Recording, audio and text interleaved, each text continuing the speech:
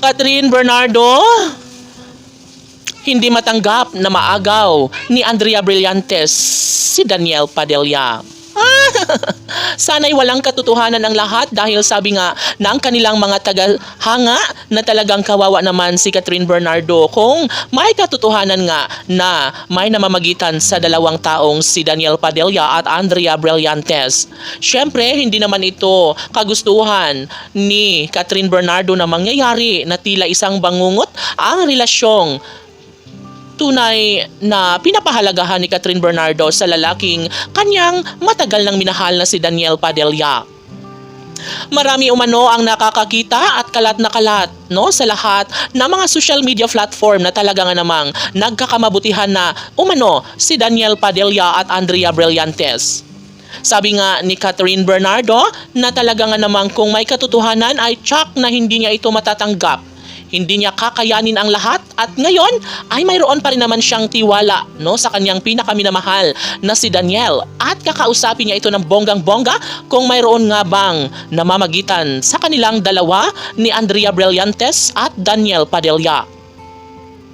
Hay, awang-awa ang taong bayan ngayon sa puso't damdamin ni Catherine Bernardo dahil buong akala nila ay tunay at wagas ang pag-ibig na inialay ni Daniel Padilla para sa aktres na si Catherine Bernardo. Halaoy, nanginginig sa inis ang taong bayan ngayon dahil talaga nga namang hindi nila matatanggap.